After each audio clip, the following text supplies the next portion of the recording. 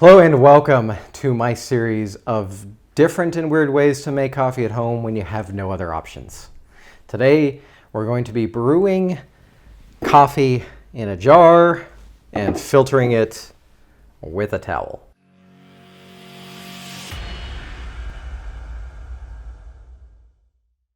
All right, so this is kind of like a pseudo French press. In fact, the difference between this and a French press is very minimal. The French press is essentially this, but with a built-in metal filter. So I'm going to be filtering with this towel, and I do have this set up here with the second jar and the band because I'm going to pour it in here. There are different ways you could go about doing this. As an interesting side note, you could also, if you manage to get your hands on just a box of paper filters from the store, you could also, instead of this, do some kind of thing with, paper filter in a second pot.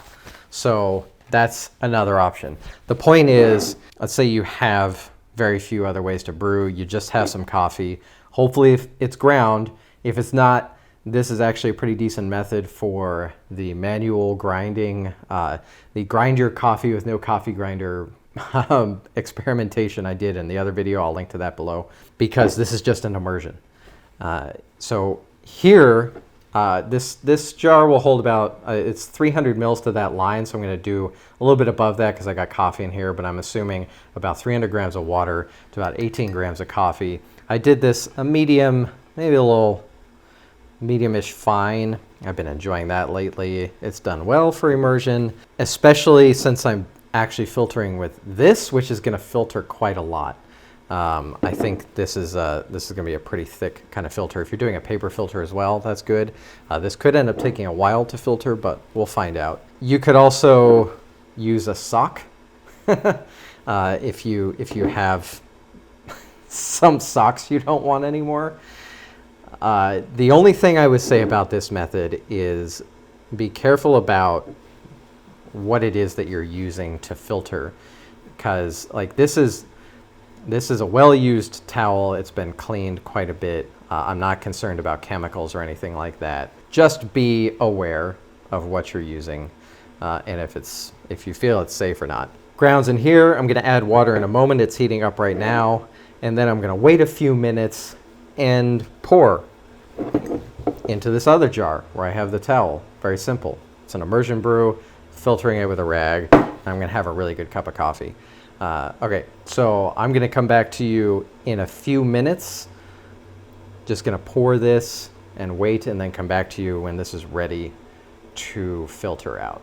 All right, so again, it's a very simple process. It's basically a French press, but instead of a French press with a filter to push, the rest of the grinds down, we've got this jar, and we're using another jar to hold the filter, and we're using a rag as a filter. So this is really just about the fundamentals of coffee brewing, which comes down to the ratio of grounds to water.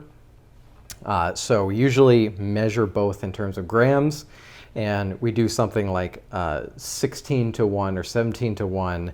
That's grams of water per grams of coffee. So for every gram of coffee that we use to brew with, 17 grams of water.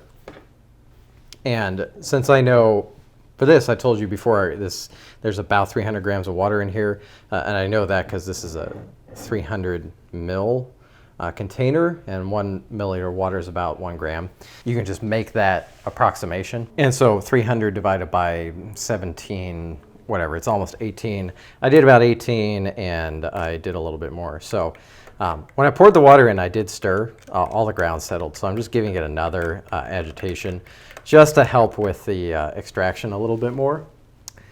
And then a lot of those grounds will settle, and we're going to pour that right in here. So you have your ratio. You want a good ratio. You want good coffee, obviously, but regardless of that, a good ratio, you want your water temperature to be at the right level. If you're brewing lighter roasted coffees, you want a higher temperature. You want like 202 to 208 degrees in your water. If you're doing medium roast, kind of depends on the coffee. This one, I'm actually doing a little experiment with this. I'm brewing at a lower temperature, just about 200 degrees on this, just because I want to see what it tastes like. I've been brewing it just off the boil. It ends up at about 208 when you in a pour over when you do that. But I'm curious what this will do with a lower temperature. If you're doing a darker roasted coffee, you want a lower temperature, something in the 190s for your water temperature. And then you want good quality water. You want it filtered, or you can use like bottled spring water or something like that. Or if you want to get nerdy, you can craft your own water. I made a video about that, which I can link to below. And then grind size is the other thing. Sometimes you can control that, sometimes you can't. The thing about this kind of method, and it's the same with the cup method, like this is very similar to the cup brewing method, which I showed in another video in this series, except we're filtering this one with a towel. You can use any kind of material like this to filter a sock, any kind of rag. If you can get your hands on a box of paper filters, you can use those in different ways. Or you can just do the cup method like this. Like if I was doing the cup method, I would just scoop off the top of this and then drink straight from here. But in this case, I want to filter it. Now, another way that this differs from the French press has a metal filter that literally just pushes the grounds down. So it doesn't filter that much out. It keeps coffee grounds out of your cup, and that's about it. Paper filters will not just filter the coffee grounds out, but it'll also filter out a number of coffee oils and things that, honestly, all they really do is add body to the coffee. There's some interesting new research that points more conclusively to those oils not being terribly healthy for you. And that, for me, I've always felt better drinking coffee that's paper filtered. So a cloth filter will be in some way very similar, because the cloth will absorb the oils and stop the oils from getting through into the cup. I don't know the extent of filtering of this particular towel, but we're doing stuck at home. I got a couple jars in the towel. I want to brew a coffee. Here we go. Let's make a mess.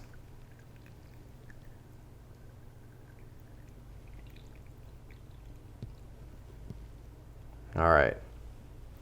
As you can see, a bunch of coffee grounds stayed in there, and that's fine. And let's go ahead and try to do this without creating too much more of a mess. All right. There we go. I'm just going to stick that back in there. So, pretty good looking cup of coffee.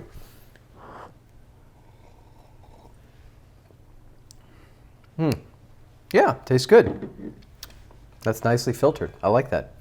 So, pretty simple way to make a cup of coffee. Now, obviously, there's a little bit more of a mess to clean up with this than some other methods. I got to clean the towel now, but you know, if you have a set of towels around you can use, not too bad, not too bad. Easy way to make a cup of coffee. So I hope that this demonstrates how simple this is, because that's kind of my point. There's not much to this. It's just coffee and water in the right measurements, hopefully at the right grind size, the right water temperature. You know, wait for a good amount of time. I waited a bit more than 4 minutes by the time I poured this, and that's fine. It's like a French press, but we're pouring through another filter into another container. And this is something I think a lot of people can just put together from around the house.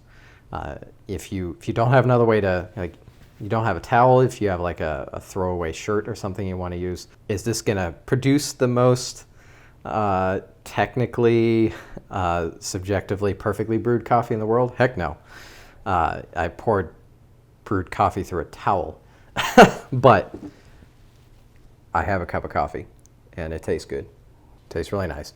Point of interest, brewing at a lower temperature, I have lost a little bit of the fruit taste in this. So I think for this coffee, and this is the Passion House Coffee Roasters LSD blend, there's kind of a bit of like a candied orange peel to this coffee, which I actually don't taste right now. And I would attribute that to the lower temperature, because I brewed the same coffee with the mug video, and I could taste it in there. So very interesting. All right. If you have any questions about this method or anything similar to it, Please feel free to comment below. I'd love to hear what you think. If you've tried this or anything like it, any suggestions for anyone else, do let us all know. Thank you so much for watching. Would love it if you subscribe, and I'll see you in the next one.